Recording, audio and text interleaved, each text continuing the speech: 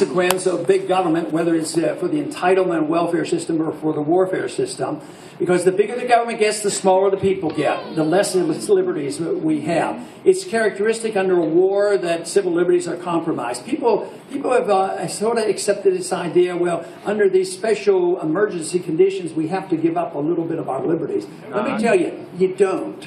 You don't have to give up liberties to be safe. That's right.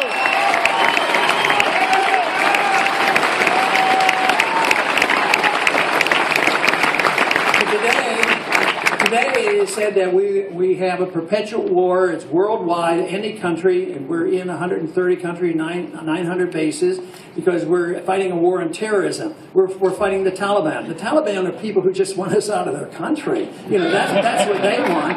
But the war is worldwide. And therefore, we should expect that a continuation of an attack on our civil liberties, much worse than I think it's been in the past. Today, of course, immediately after 9/11, I voted for the support to go after the Al-Qaeda. That is proper, even though I saw our foreign policies being seriously flawed, contributing to that problem. But they attack us, we got to deal with it, we go get them. But we didn't even catch bin Laden for 10 years, and we went and occupied 2 countries, and in a country that had zero to do with it.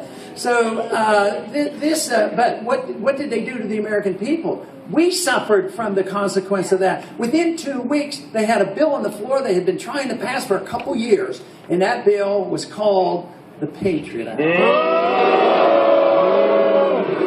So that was voted very easy. I was sitting beside a member of Congress on that day, and I saw he was voting for it. I was voting against it. Voting against it, and I said, well,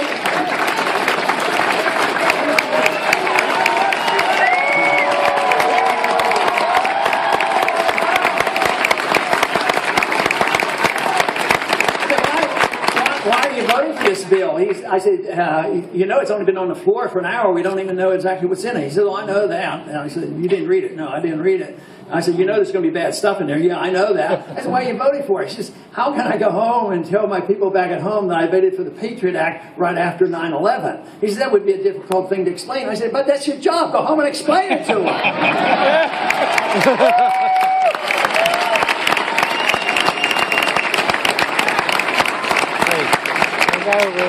Almost always, if you look at a bill's name on coming out of Congress, it's almost inevitable that it's going to do the opposite of what it said. So it was a very unpatriotic bill. If they would have called it the Repeal the Fourth Amendment Act, I guess nobody would have voted for it.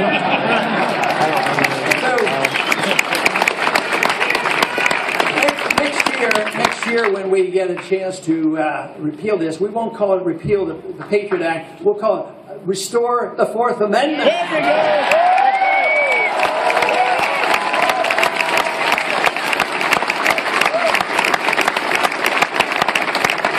Then, of course, the TSA couldn't assume that they have a right to search, seat, and prod us all at the airport and sacrifice all our liberties, and humiliated to do it. You know, a year ago, the president announced in this progress against our liberties, he announced that it is a proper procedure for the president of the United States to assassinate American citizens on his say. And to prove his point, he did it. He's done it 3 times already. Yep. But the Congress hasn't been much better. The Congress passed a bill. The president signed it on January 1st of this year, the National Defense Authorization Act, which Justin mentioned because he was positively opposed to it as I was. Yeah.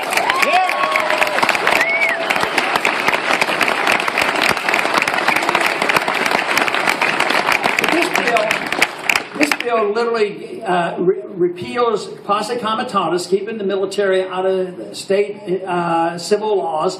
It allows the military to arrest any American citizen if he's associated with any particular group. Just associated.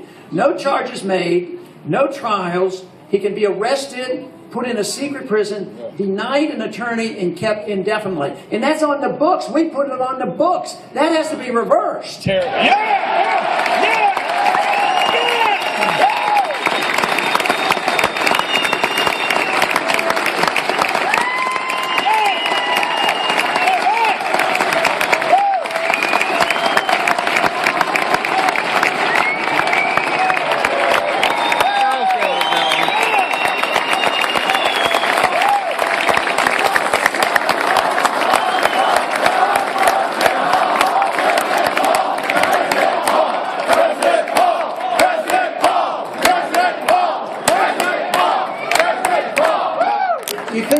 that was pretty bold on what they did, but there was one other provision that fortunately was removed. There was a provision that was in the bill and nearly passed, and it had gone through the House, and it was coming out of the Senate. But when it was on the Senate floor, and the provision said that if you are arrested and you are charged and you have a trial and you're found innocent, they could still keep you indefinitely in a prison. That's Congress.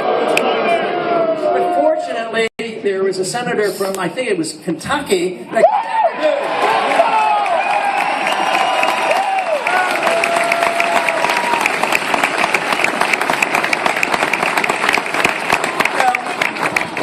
I think you knew about all those problems. I don't think I've given you anything new. But you've given me some more energy because of enthusiasm, because I know you're out there, and there are a lot of people out there, and the numbers are growing by leaps and bounds.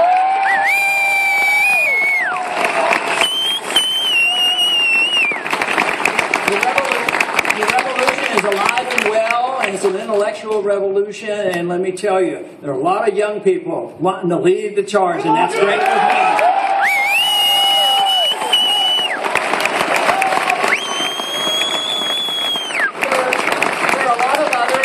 There are a lot of others in an older generation that has been rather frustrated over the years, disgusted with both parties, and they're being energized by everybody together now that they're realizing that the end stage is getting closer for the system that we have. And that should encourage all of us because it's well grounded, it's sound, there's sound economics and sound constitutional principles, sound moral judgment about what we should do. At least in this crowd, I wouldn't expect anybody to boo me for suggesting that we apply a golden rule to our foreign policy.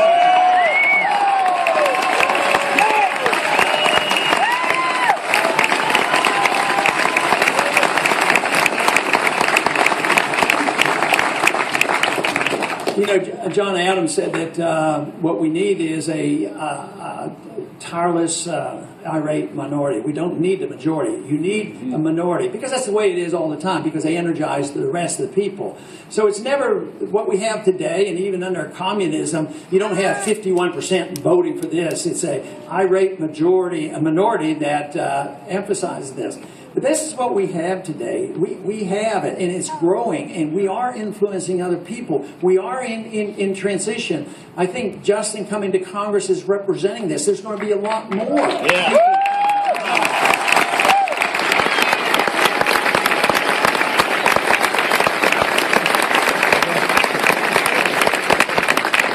And if you look at what's happening across the country, we can't even keep track of it all. I go around the country. This really got moving about 4 years ago, but I meet people who are in office. They're state representatives and local offices. They're all over the place, and this is wonderful. That's how a real revolution occurs. And ultimately, if these ideas are to prevail, they will not be Republican ideas. They have to be pervasive and invade both Democrats, Independents, and Republicans alike, because that is what we're facing today.